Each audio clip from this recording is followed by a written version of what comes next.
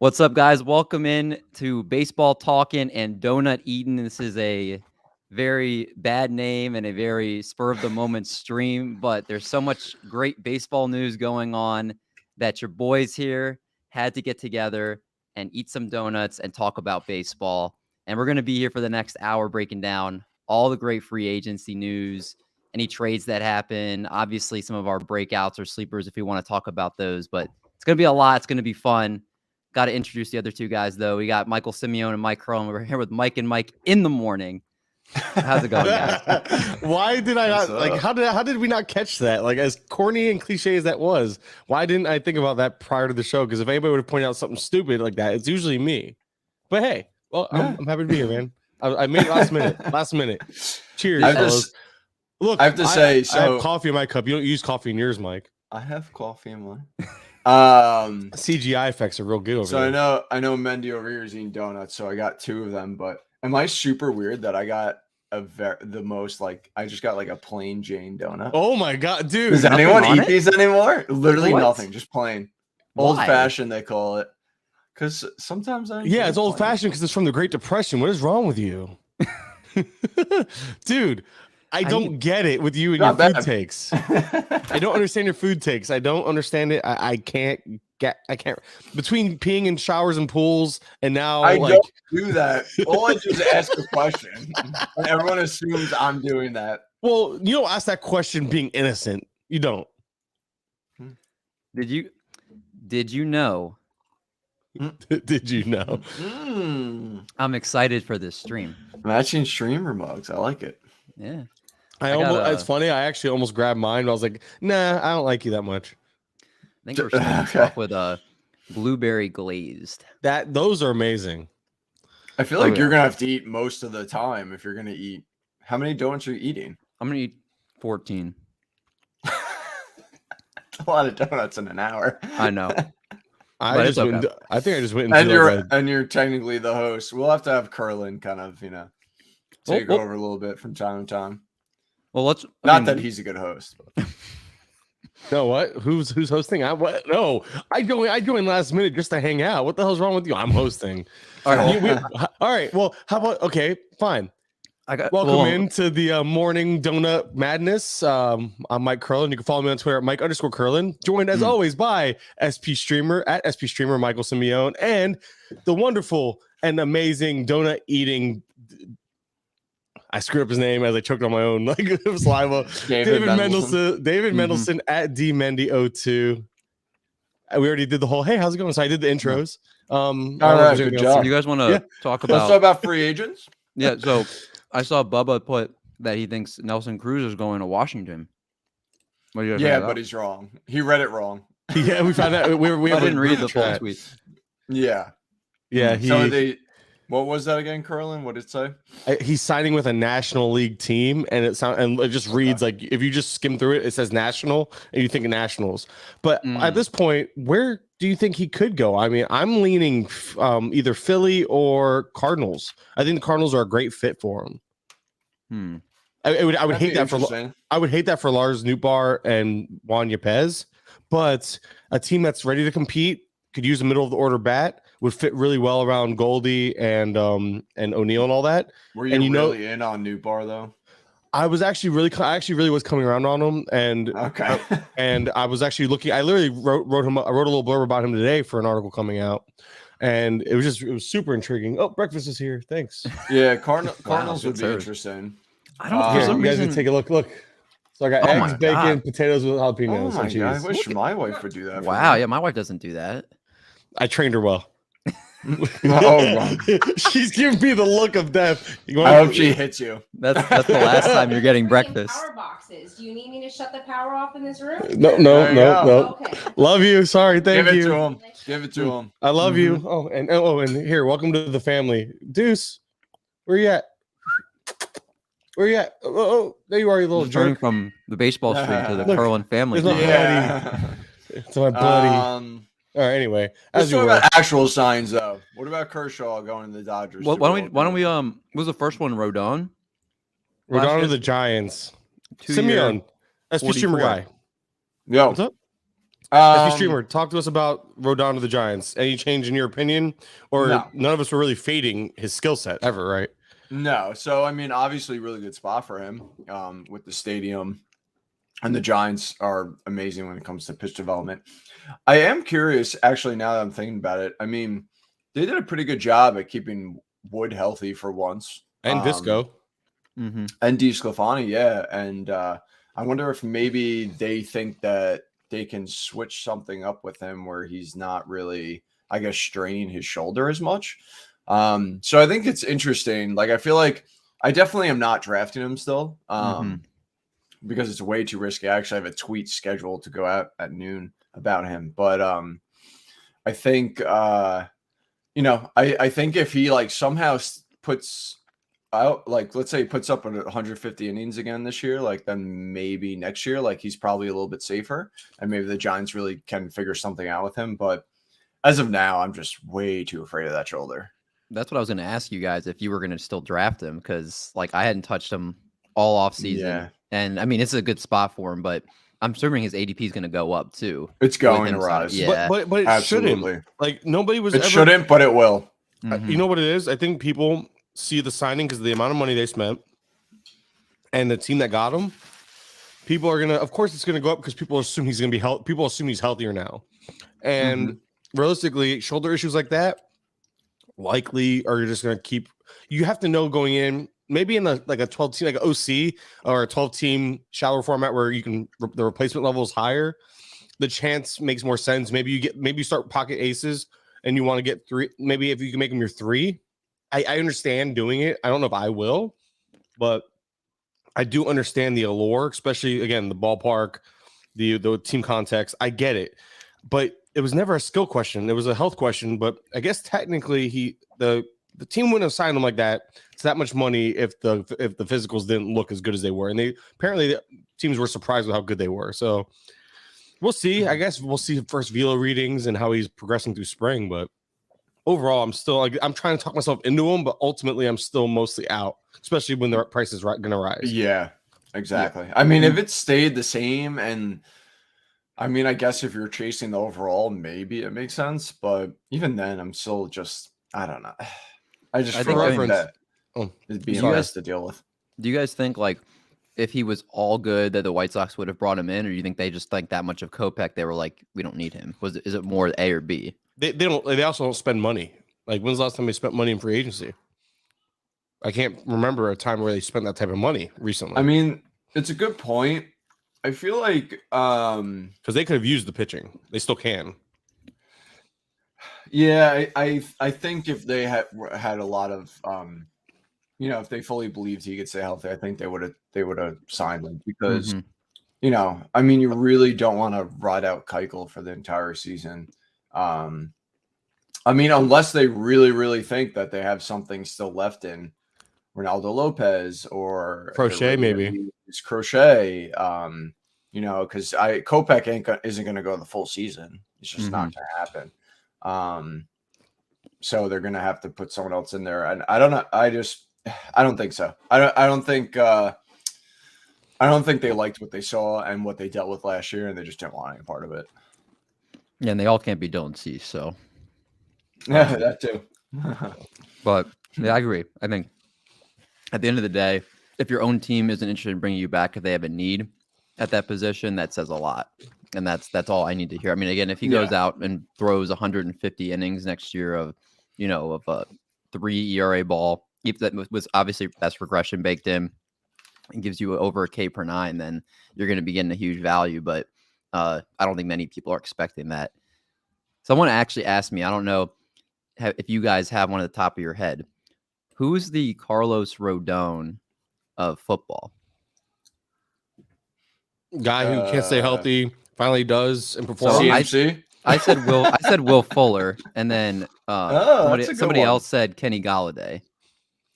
Galladay proved he can't be it. No. Galladay already proved he can't do it. I do like Will Fuller. But he's great. I think Fuller's a great comp. Yeah, Fuller's a good comp. Yeah, I think prior to this year, well, I'd say the current one, that person that kind of did the same thing was Mike Williams for the Chargers. finally hit on all that upside this year for the most part. I'm saying not coming into 2022, but someone who in 2021 who was a very similar, went later in drafts, always had the upside, had the potential, finally hit on it for the most part. I know Williams wasn't the best and consistent all throughout the season. The difference, though, is that people have been in on those too. Like, literally no one wanted Rodon coming into the year. Like, tell me one person besides Phil Dussault who outwardly spoke about how they wanted Rodon. No, like, I literally I fell back on him. I fell back on him in a couple DCs because of pure like, well, I just want innings this late, and I think he'll actually get some. That was like the only reason why I grabbed him. Right. Like, I can't think of a football player that literally just came out of nowhere. Like, was big coming in, injured year after year, and then all of a sudden just boomed when he was forgotten about. Yeah. Yeah. And plus, this is a baseball podcast, so who gives a shit? I was going to say. Plus, let's talk about baseball. Not all of us cover 3 sports over here, David, okay? Yeah, I don't know how you have like 15. Right. Yeah. Or try to do 2, realize it's too much work, and fantasy football space is toxic AF, so it is toxic AF. That's true. That's why I like baseball is my happy place. So let's go back to my happy place. Smart. You did bring up about Clayton Kershaw going back to the Dodgers on a 1-year deal. Obviously, this seems like this is it for him. This is his last year going out into the sunset. I'm trying to find like where to value him. Like, I'll have to pull up what his NFBC ADP is over the last few weeks. I'm sure that it's going to go up, obviously, now that he's officially going back to the Dodgers. But I don't know where to value him. I'm like, how many innings can we expect from him this year? Because obviously there's a big injury questions with him too. Are you guys finding yourselves drafting him at all? Nope. So I'm just looking real quick. He's going 151 overall. Nope. Elbow issues in the month of March. It's only 5 drafts though. But no, I mean, I haven't touched him, won't touch him again because of the injury.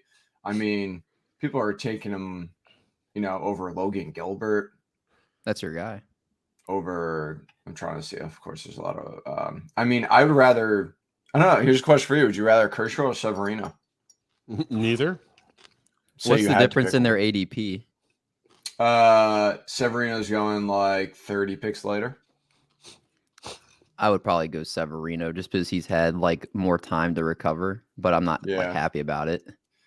I mean, Sonny Gray's going later. Rather Sonny Gray. Stroman's going later.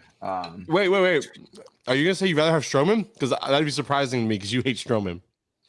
I don't hate Stroman. I thought you did. No, do not hate Stroman at all. He's one of my guys. Yeah, I mean, again, just the injury, I won't touch him. It's just not worth it to me because I feel like he could literally pitch 20 innings or he could pitch like 180, 160 even. And I did in our SP Streamer Discord, we actually do this thing every year where we do like a battle of the members, and it's basically everyone fills out like we give 2 players, like who they think out of the 2 players who'd get more home runs, whatever. So we always have a tiebreaker question. And in the end, I put how many innings for Clayton Kershaw. And right now, I'd say on the average, like everyone thinks he's going to be at about 90 innings. So if he does only do 90 innings, there's no way he's worth the spot he's going in, What about question? I do have a question for you, Mendy. Mm-hmm.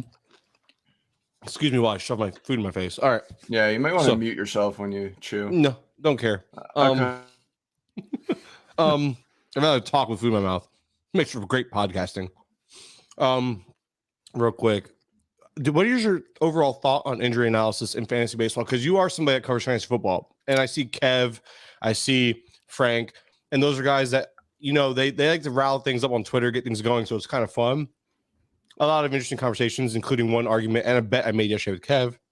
We can circle back to that. But do you think we overanalyze and overemphasize injury concerns, or do you think it's more justifiable in baseball? Because I feel like there's, I don't know, football. I get it because people fade people in football that have injury risk, and then when they don't get injured, they go off. And I don't know, it's weird. It's almost like people are taking that same mindset and applying it to baseball.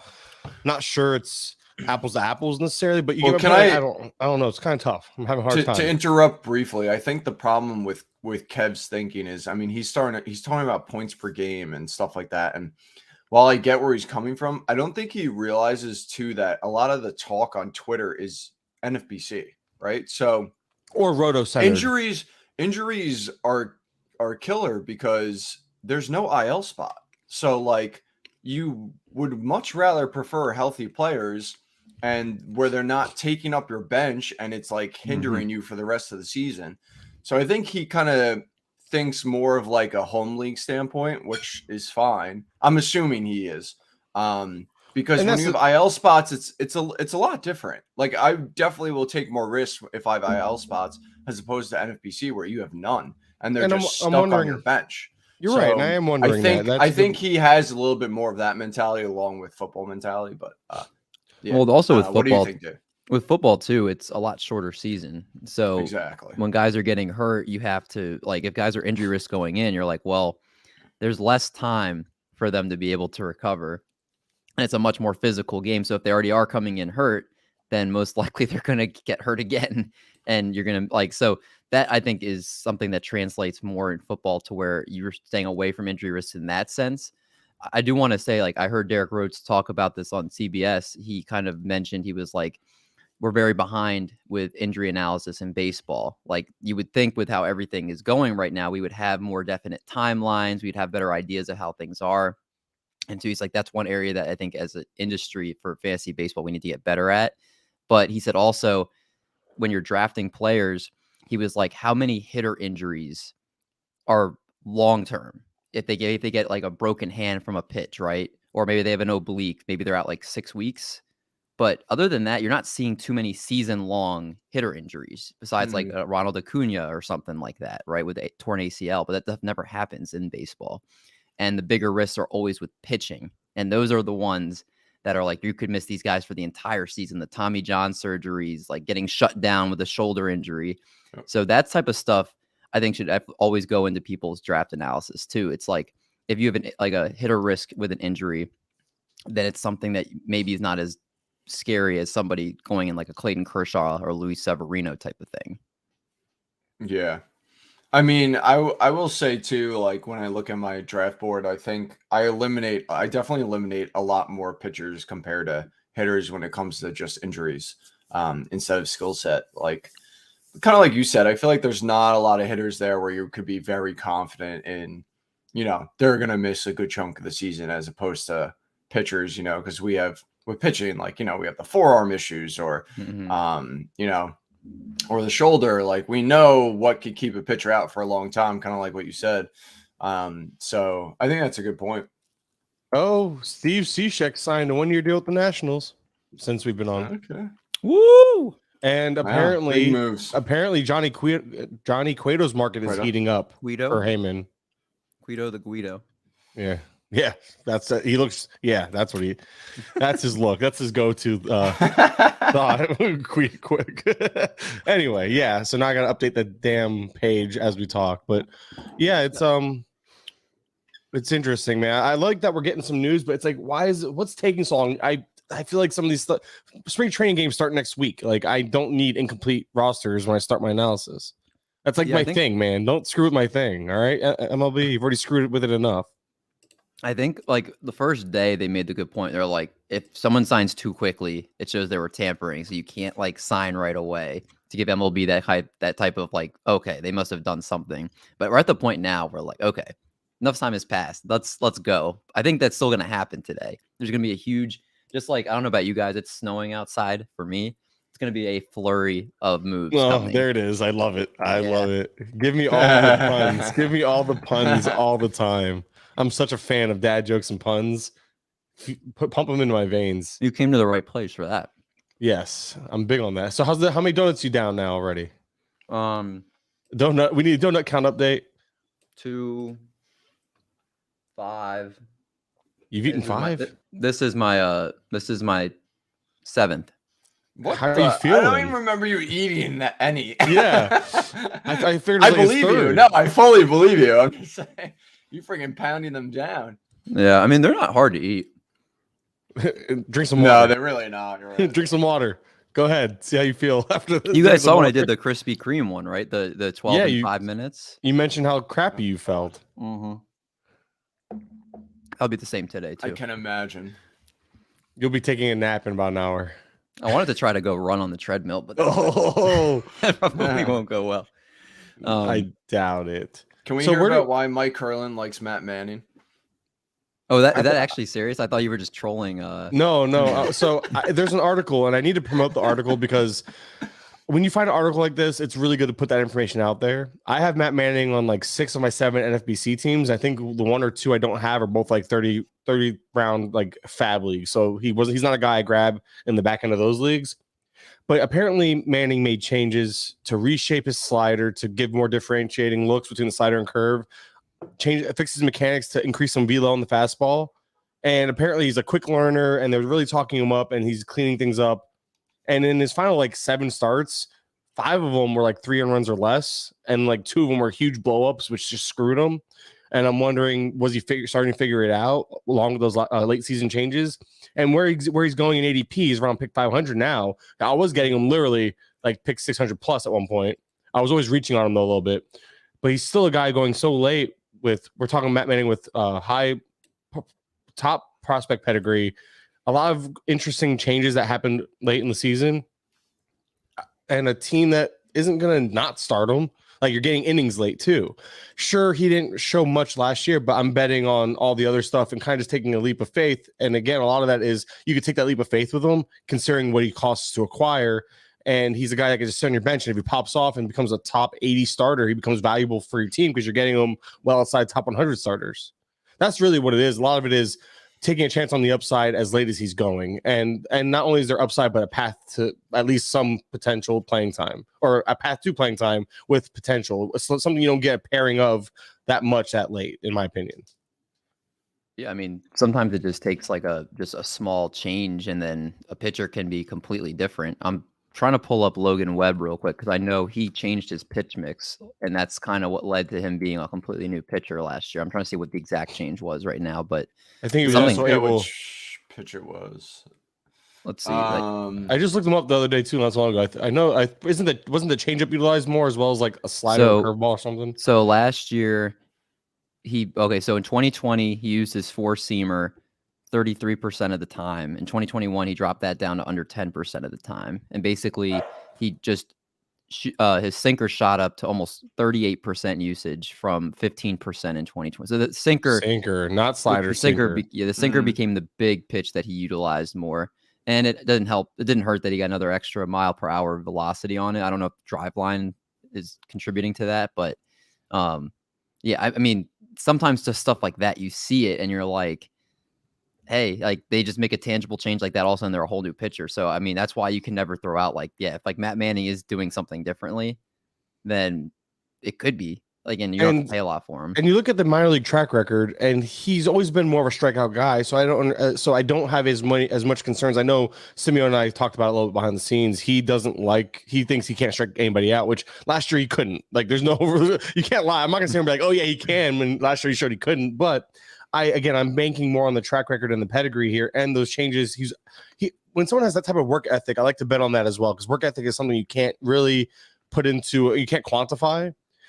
And it all just comes together for me as taking a fly. Again, price is a huge selling point here. My dog agrees. He's yelling at you too in the background about that, man. I think Detroit has done a good job at developing their pitchers. Another thing in my favor, Simeon, right. You got to change your mind. I'm saying I think Mize and Skubal, they did a good job with them last year, and maybe Manning's just a year behind, but we'll have to see. Coming around. Come on, Michael. I was gonna say, the lack of strikeouts just make them not that worth it for me. But the minor league track record doesn't give you any hope that could be fixed. Is what I'm getting at, though. Like it's like yeah, of course anything could change, but I'm gonna bet against the guy going that's a free agent in every fab league you're in right now.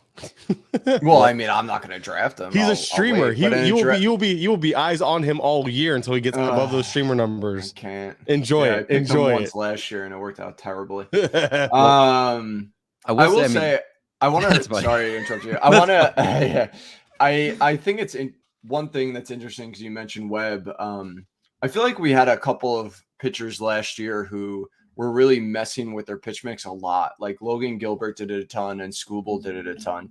I'm curious to see if they're able to figure out this year what they do. And I think like I'm just kind of curious to see how long it really takes like a pitcher to figure out how like what kind of pitch mix they really want to go with. Because I think Gilbert can be like ace, no doubt. But he like tampered with his pitch mix a ton, so I'm curious to see if he kind of figures it out. But yeah, That's just random thought. It's kind of a good transition because Somebody called me a jinx. I think they were talking about me jinxing Manning or somebody or something. I don't know. I just saw the comments. Someone called me a jinx. That's all. So I point that out because we're supposed to be interacting with the crowd. Yeah, right. I didn't even see that. Well, Simeone's in charge of pulling comments up, but he's just well, no, everybody. I wanted to pull up the leg one, but I saw it like when we moved on from it, and I was like, oh, it's a good point, but it's too late at this point. So is it though? Because you just brought it up. No, I'm kidding. Go ahead. We can move on. So interesting is that's what I'm saying. We said the same thing at the same time. We did. That's why I was laughing. So I missed that part. Okay. I don't pay attention to anything if I'm not talking. Yeah, happy I put it up there. Okay. So learn how to host, Michael. Who are some guys that you're really big on this year? Like who are some like breakouts or sleepers for you guys that you find yourself? I put like a tweet out who your MySpace top 8 of players that you're like, that's a good one. It's like who's the guys that you find yourself leaving with in a lot of drafts. You're making sure you grab them. Obviously, there's of course the guys in the first, second round everybody wants to grab, but like you're like, I might jump a round or two to make sure I grab that player. So who are some of those guys for you too? I actually wrote a My Guys article. It's pending. I'm gonna skip Mike. I'll do one. Mike, we'll go back and forth. Yeah. One guy. I'm gonna start with my early round guy. It's a 3rd round pick on average. I'm willing to take him in the late 2nd if I have to. I'm still very much in on Trevor Story. I had no issues or questions about his production. In a down year, he still put up 2020, hit 250. I think that's the floor coming into this year, even outside of Coors, because he got so unlucky out with Coors. It can't get much worse. Plus, you could see the splits of the first half, second half. I think he kind of just gave up running and not that he gave up at the plate because he actually hit more home runs. I think he hit better overall in the second half. But the stolen bases are really what catch my eye. He stole 20 bases last year. 17 were in the first half. Just to give you an idea of like the pace he was on when he just stopped running after the trade deadline. His defense fell off, but again, he probably didn't add any unnecessary risk to his game. So Story's a guy that I think no matter where he lands, you're getting 2020 with 250, and that's the floor. And that's kind of like that's a really rare skill set to be able to bank on. And I think that's a bankable skill set he brings to the table. So Story's a guy that I try to grab in every draft and plan around getting. Yeah, I'll start early too. I have a ton of shares of India. I just think that where he's going, first of all, I like with second base, I like to get guys with speed and a little bit of power as well, which is what he brings. Obviously, really good home ballpark. But what I really like about him is if you kind of look at his splits, he actually got better as the year went on. I think he had like 1 month where he struggled a little bit, but then rebounded. And I think that's really important when you look at rookies because obviously when they come up, like, yeah, they could be good, but then they can struggle because pitchers are adjusting to them. And it's a matter of them adjusting to their weaknesses. And I think India really did that. So I feel like it's just a really good sign to see that he was better as the year went on and that I don't think it was like kind of a fluky rookie season for him. So I have like a ton of shares of India. Yeah, I mean, he's somebody also, I think you can get him a lot later than some of these second basemen too, that everybody's trying to grab earlier on. He's like a great fallback option. And he's very steady, a guy that's like that is going to be not hurt you at all and have him in your lineup and he'll be consistent. I'm a big Tanner Houck guy. That's I think he'll You're be not afraid of him not being in the rotation though? Not in the slightest. Not in the slightest. Okay. I mean, you have Chris Sale, you have Nathan Eovaldi, and you have who am I forgetting? They like Pivetta. I don't think they give him a chance. I think they convert him into like the 3 inning, go through the lineup once, like kind of like a shutdown, like 3-inning reliever type of guy. I think ultimately what we will see him as, like, when James Paxton's healthy, he'll be in the rotation, but that's a big if. Rich Hill, and that's down the road. Is Rich Hill's with them too, right? Yeah. So I mean, right now, Roster Resource has them going as a 6-man rotation with Hawk in it. They have Eovaldi, Sale, Pavetta, Rich Hill, Michael Wacha, then Tanner Hawk. Why is Wacha a thing? Why is that? He's not gonna like the Rays. I like Wacha. I don't understand why everyone hates him. No one see the end of his season last year, Wacha? Like the last month and a half, he had like a 30% K walk rate. Didn't they use him as a piggyback though? If I'm not mistaken, the Rays used him. The Rays used him after an opener. Yeah, but what does that matter? That means he's not going to start. He's not going to start. Yeah, but he's going to give you the innings. No, he started all those games but one. Then they used him. He didn't pitch many innings. Then are you sure that 6 innings, 5 innings, 6 innings, 5 innings, 5 innings, 5 innings, 5? Let me look him up. Really There's one game he piggybacked and he went 3 Trust innings. me. So maybe you watch that one game, David. Mendy, if there was one time I was ever rooting for you, it was to shove it in Simeon's face, and you failed me. I was very sure about that too, but I know I was so excited. I was like, "Oh, Simeon, get some!" And then you were wrong. But hold on, wait. Was he was trash though for a little while? There was a good stretch there. No, I'm not saying so. Like when I say I like him, I just mean like I'm hoping again as a really late pick, you get him for free essentially in draft and holds. Like maybe they figured something out at the end there, and hopefully he could carry that over to Boston. Do I think it's 100% going to stick? Absolutely not. I mean, we don't know. But, like, why not take a chance on a guy in his last 7 starts who had a 30% strikeout rate? Like, it makes so much sense. Anyway, with a 3 FIP, too, so he knows for real. I mean, he gave up a lot of hard contact, though, too. Like, but he had I just think he'll start, at least for the Red Sox, to start the year, no doubt. In my opinion. Yeah, I mean, there's definitely a scenario where, like, if they do 6-man, that he's a 6-man rotation guy, or if they go 5, that he doesn't get a spot right out of the gate. But I do think sooner rather than later he's going to be in that rotation. And the biggest question I have for him is just if he can go more than 5 innings. Like, I think that's going 7 innings is something that's the one thing that scares me about him. But I think what he's going to give you in his 5 or 6 innings is going to be really, really good. But he could also go longer too, because he cut his walk rate a big amount. I'm going to pull up the article that I wrote it about, but his walk rate was the lowest it had been at any level. So like if he can keep his walks down, he'll be able to go longer into games. And we already know how nasty his slider is. And I like going after pitchers that have really good sliders. So I think he's going to be somebody that, he's going after pick 200 in a lot of drafts, and he has the upside, I think, to be. I've already said I think he's like my Dylan Cease pick this year. Like I think he's somebody that's going to have that type of rise up draft boards next year. Oh yeah, I think he's a great pitcher regardless. Yeah, I'm just worried about the innings based on his ADP. But Kurland, you're only giving the one. But it could go either way. What's up? You're only giving the one preview one, right? So Samuel and I will just go back and forth then. Kurland is sleeping right now. I was actually, while you guys were talking, figured it wasn't important. I started looking for more news to break. Multitasking. Okay. Well, I'm literally just trying to keep up with what's going on, because obviously big news would be good for reaction and all that. I'm trying to, feed the podcast more recent stuff than it's been kind of boring. Like, if you look at the Mets on my sheet I have here, which skplaybook.com, that's my website. Screw Simeon's. I did. Screw David's. Well, no, I didn't say that because he doesn't do writing. So he's all. I do writing. I thought you guys transitioned to full. Oh, you mean our site? Our site. Yeah, we don't have any writing on our site anymore. Yeah, you guys are. See, I keep up with the times. I'm cool. I'm hip. We started a transaction report. Me, George, and Ryan Venancio, Armbarn.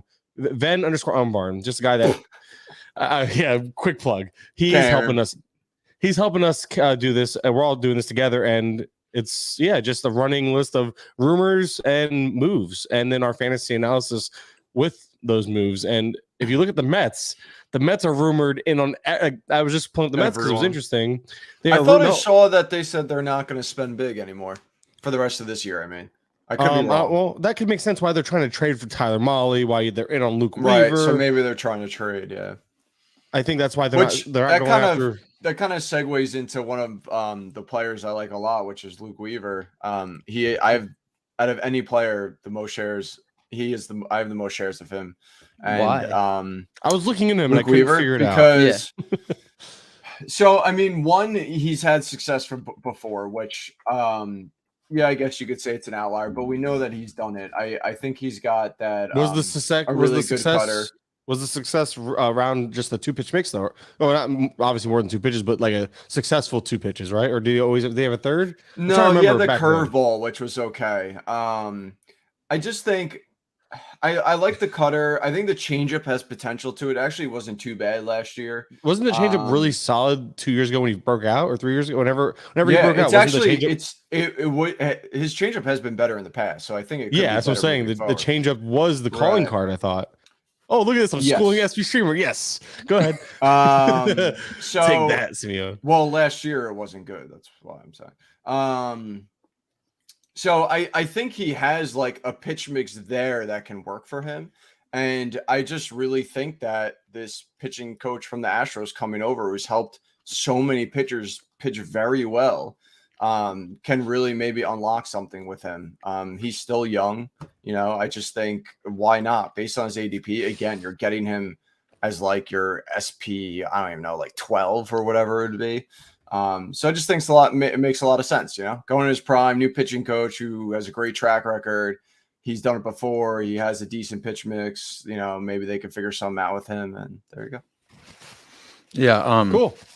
And we have a good comment there from Turn 2 podcast. Our buddy Matt hanging out, asking about what's up with the lack of donuts.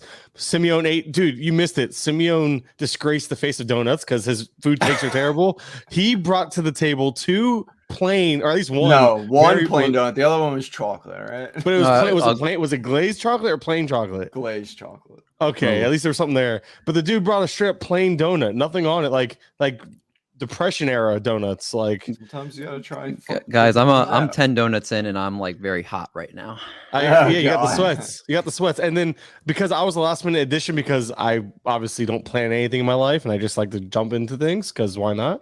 I had my wife made me an awesome breakfast. It was some bacon, eggs, potatoes with jalapenos, onions, and cheese. It was quite delightful. Anyways, that sounds really. I need some salt. Like there's so much sweetness right now. Like a chip would be so good right now. Some pretzels or something. Oh my! I think we have some like honey mustard ones in the closet. That is you and your snacks, dude. Smash or pass snacks. It's nuts. I usually I eat healthy like 90% of the time. Yeah, I'm jealous. When I eat bad, I eat really bad. When I eat healthy, I eat healthy. When I eat healthy, I eat really healthy for 10% of the time.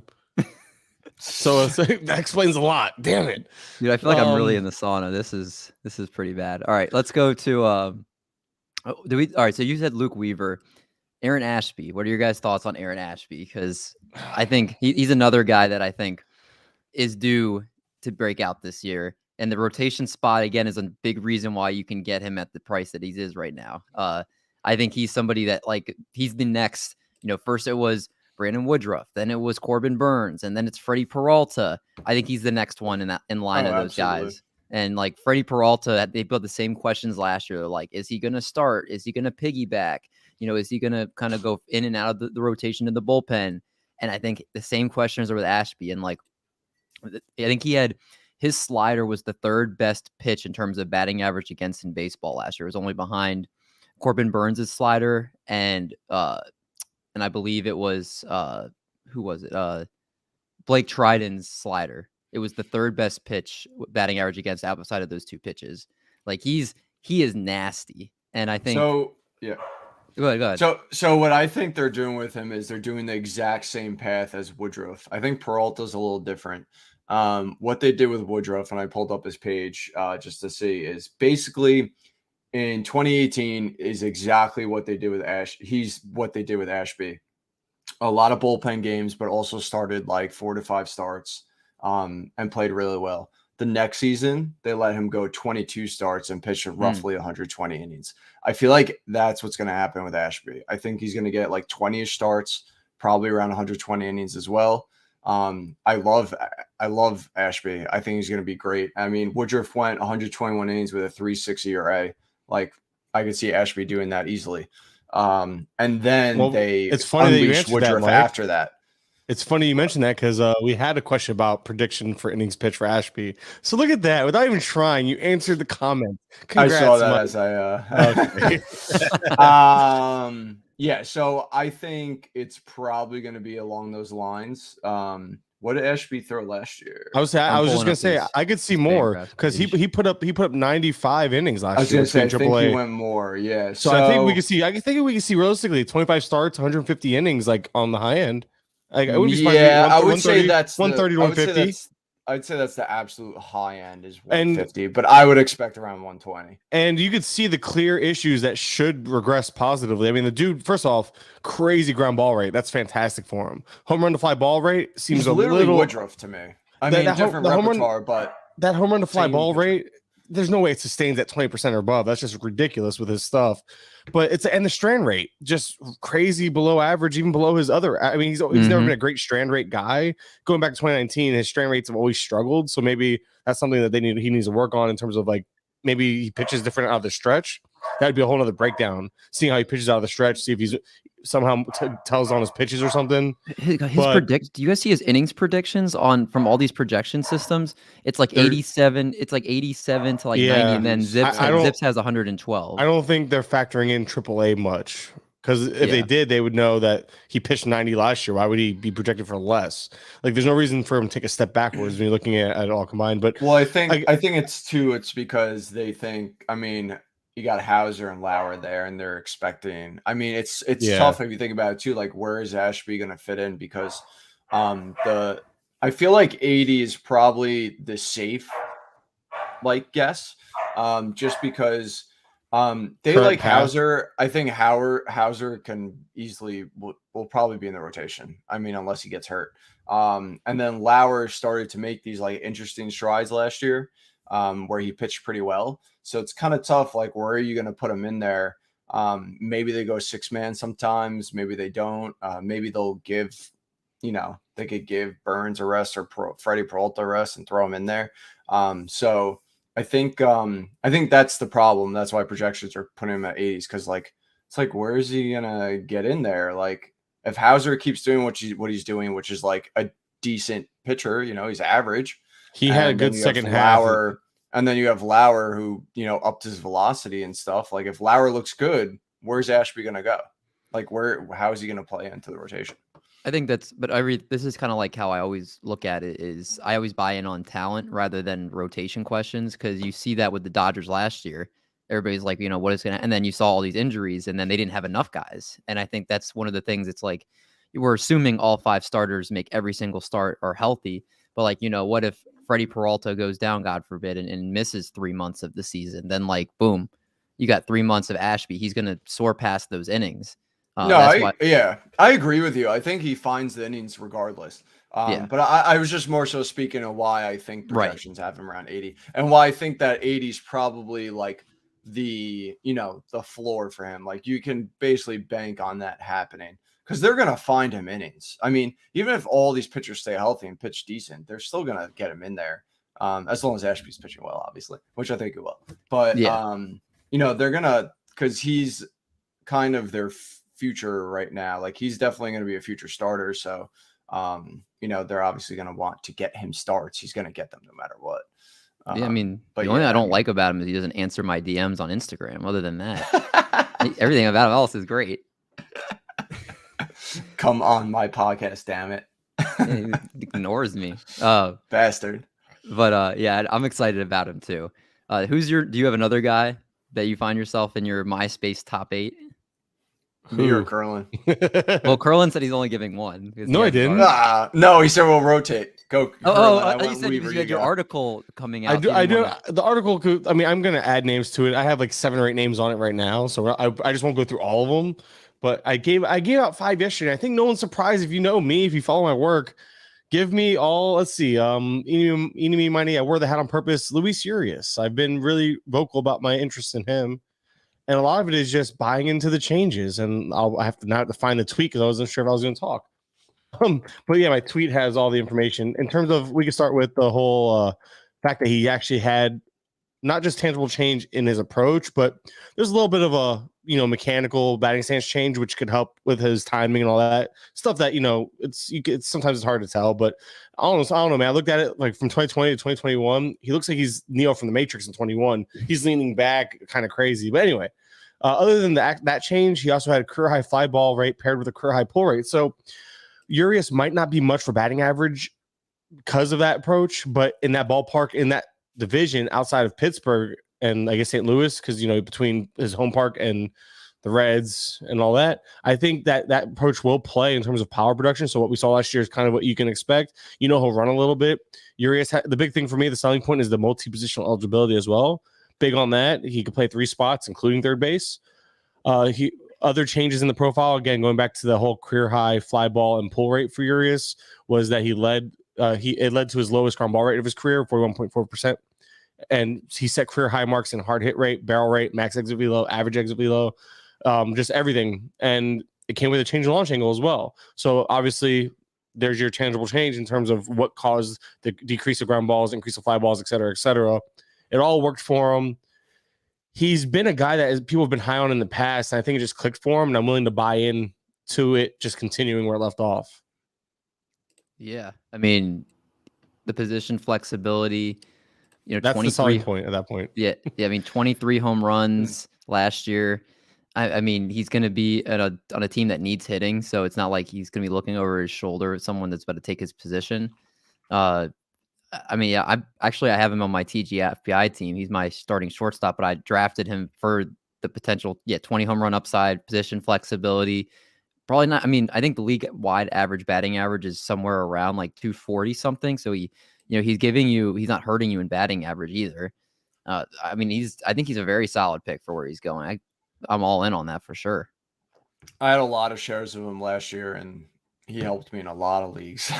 I love there's so many Brewers players. There's so many Brewers players. Colton Wong's another my guy. I'll just talk about him. As you're wearing a Brewers hat. Yeah, that's exactly why I put it on, because you told me we were talking about Brewers, or we were talking about my guys, and Colton Wong's another one. You mentioned speed at second base with good batting average. We were talking about what's his face for the Reds? Help me out here. Why am I blanking? What? Jonathan India? Yeah, India. You were talking about, you like speed. He has good plate approach. All that stuff about India. Colton Wong is a poor man's version of that in terms of, because he can't stay healthy, but you're typically getting around 260 plus batting average. He actually had a career high in home runs in like the age 31 season, which seems weird, but another guy who prescribed this change of pulling the ball more, fly ball more, but it didn't work out so much for him in the second half. So hopefully Wong can figure out the best of both worlds. I trust the fact that he can, because he's such a high floor, given the fact that he sustains typically a 90% Z contact rate and doesn't chase a lot. So he has a good hit tool, Colton Wong does, paired with a good plate discipline. And he stole 12 bases. And people say, well, he was 12 for 17. That's not great, I admit. But what people might not realize is that in the first half, he dealt with that lower body injury, which could have affected that, because in the second half, I think he was 6 for 7 on the base paths, or 6 or 6 for 6, even one of the two. So I think the later success in the stolen bases will lead to more leading into this year. He should lead off. So that's upwards of 90 runs, 100 if he's healthy, because his offense isn't bad. And Colton Wong's a guy that I just want to have all the shares of, because you're getting speed, batting average. You're getting 4 out of 5 categories, 3.5, because power's not a strength. But we obviously saw an approach that led to more home runs than ever. So I'm really in on Colton Wong, because you're getting I think he's a fair price considering the injury concerns, but the skill set. So I really enjoy just grabbing him, setting him, and forgetting him. I'm more obviously middle infielder if possible, but a second baseman and 15-teamer, I'm fine with them. And then last one is Tyrone Taylor. He's just a very deep league guy. He's more of a fourth outfielder, obviously. So he's going to be a reserve pick. But we saw what he did in limited opportunity last year: double-digit home runs, 6 or 7 or something like that, stolen bases in just 200 something plate appearances. This is a team where Yelich and Kane never stay healthy for a full year. Tyron Woodley, wrong guy. He got knocked out by Logan Paul, but. Tyrone Taylor, however, plays for the Brewers, and he's a guy that just that skill set and potential a path to playing time between giving guys days off every week, 2-3 starts. He could DH against lefties, because last year he hit like 290 something against them, and he has that skill set. I see a path to playing time irregularly at first, but easily a path to full-time at bats if there's an injury, which with Kane and Yelich, there's usually at least 1 or 2 IL stints between the two of them each a year at this point. So he's just more of a fallback guy, like a 6th, 7th, 8th outfielder on the team in a very deep format, but a guy that I tend to land on. So again, the Brewers, that's why I bought the hat. I really was. I was like, I'm a Brewer. Every year since 2020, I've picked a team to kind of be my team. And like 2020 was the Mariners because I was really big on Kyle Lewis. Last year, I forget who it was. It doesn't matter. But this year, Brewers, baby. You're the Marlins fan, though. I'm a true Marlins fan, but they suck. So I just pick a team that I pick a fantasy. I pick a team that I really enjoy for fantasy purposes. Every year, like there's a team I just root for, and the Brewers are the team that I just find myself rooting for. It's a fun team to watch and follow. Rowdy Tellez, Corbin Burns. That pitching staff is amazing. Obviously, you mentioned Ashby. The Brewers are just a team I'm going to be having on my TV a lot, assuming that they're not streamed on other platforms or blacked out. But I'm planning on watching as much Brewers baseball as ever this year. It's just that's the team. That's my bandwagon team of the year. But yes, Marlins fan. I actually always keep one ready. Marlins. Marlins fan. Who are you guys taking as your like what pitcher are you taking as your ace you think the most this year? Like do you have a lot of who do you have a lot of shares of early on for pitchers? Recently I found myself I wasn't listening. Pitchers? Your ace pitcher. Like who's your ace you've taken the most of? Mine's Woodruff and Nola. I love both of those. I love Woodruff. Yeah. Woodruff I've been taking 3 or 4. I've done a lot of DC 50s and I always try and get, I've said this plenty of times, I always try and get the front of the draft, but I constantly get the back of the draft because the world hates me. But so I've been trying to figure out like how I want to approach drafts when it comes to that. And I finally figured out that I really like actually going pocket aces when I'm towards the end of the draft. I think that it best suits, I guess, how I like to draft. So I've been grabbing Woodruff in the first round a lot lately. I'm gonna have to I'm gonna pull up my NFBC shares or wherever they have the player percentages or whatever. Because I have Woodruff as my number 3 starter. Oh, I forgot, by the way. I signed up for a 50 last night, so if anybody's interested to sign up in the same 50 as me, it's a 2-hour clock. Too, so no thank you. I have a I heard Matt Modica yesterday say he has Zach Wheeler as his number 3. And he's somebody that I haven't drafted a lot of. And I feel like Wheeler. A good reason why. Like I just love Wheeler. Like he's come back to me in round 2 and I'm like as like my potential ace. And I'm just like I just can't do it. I was like, I don't know if as my ace in the second round. I'm just like having a little struggle with it. And Such then a high floor, man. It's almost like a poor man's Woodruff. I hate using the term poor man's Woodruff because he finished higher in the voting than Woodruff last year, even for the Cy Young. But it's kind of the same skill set of like what you're getting, and I think that is very valuable. I think people just have a hard time thinking of Zach Wheeler that way because he hasn't. It's not what you know him to be for a long period of time. So I understand. It's one season. Yeah. I find myself taking so much Shane Bieber because I've actually for once I've had a lot of higher end picks. And so I'll take Jose Ramirez, Trey Turner, or whoever, someone in that range, like a Bo Bichette.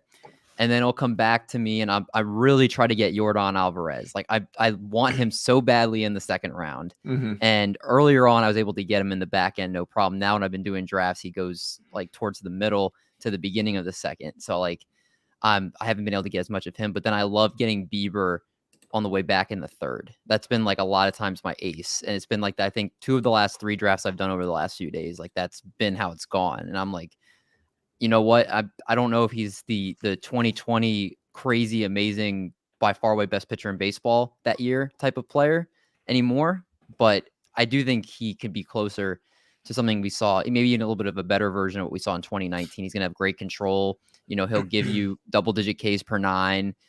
Cleveland, again, always has great pitching, and I think he's going to continue to what we saw before in that sense. Like, I think the injury, it sounds like he tweeted out he's 100%. So I'm like, I don't want to let the injury scare me away at this point. I think he's somebody that, like I heard someone else bring up, they're like, if you could get like a Garrett Cole, Shane Bieber pairing, or like a Corbin Burns, Shane Bieber pairing, like that's pretty nasty if you could get both of those guys. So I don't know. I'm kind of getting a lot of Bieber. I'm not necessarily purposely trying to, but that's kind of how my drafts have fallen. Yeah. I'm like opposite with the shoulder though. I'm just too worried, but I'm very conservative, so I get it though. I get why people are grabbing Bieber. I've I realized think it could I don't easily like work out. I don't like how I've built my pitching staffs. Like I'm all over the place. I have Who's the most been an ace that you like, Kurland? well, one I've been just getting a lot of just because I'm like in the back end of a draft. Corbin Burns falls to me. I have 3 shares, which is about it's like the highest share total of any starting pitcher I have. It's a high end pitcher. And What I've just about looked at my besides after well, him? I just started looking. I'm big on Max Fried. I have a couple Kevin Gossman. So like I have a team with Kevin Gossman, Max Fried combos like that. I love that. I have 0 Kevin Gossman this year. Well, Same. I've been getting a lot of McClanahan too. He's been falling a little bit, and I've been grabbing him as I've been getting him as an SP3, which has been great. So I have a lot of McClanahan, and a lot of it is take the upside because if I miss on high end pitching, if I get my Max Fried or if I get my Barrios, stuff like I enjoy those types of pitchers because I'm talking about DCs at this point. Fab leagues, I'll take a little more chances. But in deeper formats where I enjoy my innings and knowing I secure innings. Guy like McClanahan, which I still think is going to pitch plenty. He might be capped in the innings category, but he'll give you so much everywhere else that I really like pairing him with a Stroman and stuff like that. That's why it's like I'm so big on. That's why I'm huge on Stroman, but he's not high end. He's a guy that I talk about ad nauseum at this point. Added the splitter. He actually had a career high O swing and swinging strike rate, both of which were above league average. I think one was league average. And only put up like a 7K per 9. So I do see a path to better K per 9. Now he just got Anderson Simmons on the defense side. Like I'm in. Like I'm in on. Give me Stroman all day. I have a little bit of Logan Webb too. I actually have a team with Woodruff, Smith, and Webb. That's a nice little. Or Will Smith. Why did I say Smith? Like it was big. Oh, Trevor Rogers. Sorry, Trevor Rogers, Logan Webb, Woodruff. Well, that's I think it's a 50. Yeah, it's definitely a 50. It's a great pitching staff. You don't get that in a 150. Yeah, I have a good amount of Webb too. Yeah, I do. I think I've noticed Webb. I'm looking through my teams real quick because I think I overdid it, but I really tried just so far my first 7 drafts to diversify the top rounds with the pitching. That I don't have a guy that like I go out like, oh, he's a must get. It's more of like what does the draft give to me? I have preferences. Webb is one of those guys. Webb and Peralta, I love both of them. So whichever one falls between those two, I grab usually in that area. I'm big on Max Fried, and I'm okay with Gossman. I'm not a huge Gossman guy, but I do believe in him enough to. I have a couple shares, but I do prefer Max Fried over him type of thing. So I have a lot of Woodruff, Logan Webb, I Woodruff, Logan Webb, Sonny Gray, and Jordan Montgomery. I have a lot of those 4 guys. Jordan Montgomery is a good value if you can give him as like your 5th or 6th pitcher. I have 50%. I have 50% rostered Merrill Kelly. I have so much Merrill Kelly. Innings makes sense. That's all it is. Like every time I get to that part in the draft, I'm like, I need innings. Gibson and Merrill Kelly are 2 guys that end up on a ton of my benches just because of that. Who do you guys think Freddie Freeman goes to? The Braves or the Dodgers? I think the Dodgers edge him out. Yeah, I don't know. I want to lean Braves. There's a tweet that they said the Braves are doing everything to bring him back. They're being aggressive, offering different packages with different years and dollars. They're doing everything they possibly can. I don't believe that. I mean, that's from John Heyman, so take it with a grain of salt. But jeez, definitely a grain of salt there. Yeah, I don't. I feel like they're just putting it out there to make it seem like, oh, we did the best we could, but he still chose LA. But no, I think he would stay with the Braves if they even came with a close offer. Like if it was even close monetarily to what the Dodgers offered. Like I think what was the rumor, like 4 years or 5 years, like 140 or something like that for Freeman. If the Braves came with like 4 years, 120, I could see him taking the hometown discount. You know what I mean? Like I don't. He's even said it's not about the money for him. It's about what's best for his family. And I think that they have a weird setup. Like someone tweeted out this weird, like one of the beat writers about those setup that they have where in the offseason they live in LA because he's from SoCal, but in season they live in, I guess, Georgia area because his wife has family in Florida, I believe. So right now, I guess what they could do is flip flop, like, oh, well, we'll live in LA now this time of the year and live towards Florida this time of the year. That way they can still do their setup. But I don't know. I don't know. I think it's between those 2 teams, though. I don't think the Yankees are going to come in unless they would have to really offer up some money. I think I don't think Freeman cares about the money as much. Let me ask you guys this real quick. So we're on first baseman, right? if Matt Olson gets traded to the Yankees, Doesn't seem likely, apparently. But go ahead. would you guys have him or Pete Alonso? I love Pete Alonso this year. I love Pete Alonso. Yeah, just based on ADP, I'd be going Alonso still because Olsen will. The gap's closed, I think, a little bit though. Let me see. Over the last 2 weeks on. Last I saw, they were back to back, but I think it was like maybe just a round. I think it was like a round later. But I just really like. I think Alonso will be Olsen essentially because, the plate discipline was a lot better. I think that batting average is on its way up. Yeah, it's the second half. The second half was really encouraging for him. 41.9 for Olsen, 45.5. So if I'm looking at a first baseman there, which I'm usually not, because I really do look at this. There's like a pocket of value. I look at it like the whole Votto range, the Votto Bell, that range. I really enjoy getting a first baseman from. But if for some reason I feel the need to take one, I would just alternate. I think they're very similar, very comparable skill sets. There's not one I feel like I must have. You know what I mean? Like I do like Alonso a lot though. Like I've come around Alonso. It's really 6-1, half a dozen the other, man. But Yankee Stadium, better lineup, better ballpark, more lineup protection, which means more for him to hit for Olsen. I think that might give him the edge for me because I think his ADP will rise like big time. And then I'm out. Yeah, he'll probably be a 3rd round pick, and I'll be out. Like I'm already not in at the cost. I'm just talking about in a vacuum, Michael. In a vacuum, those things exist in fantasy spaces, man.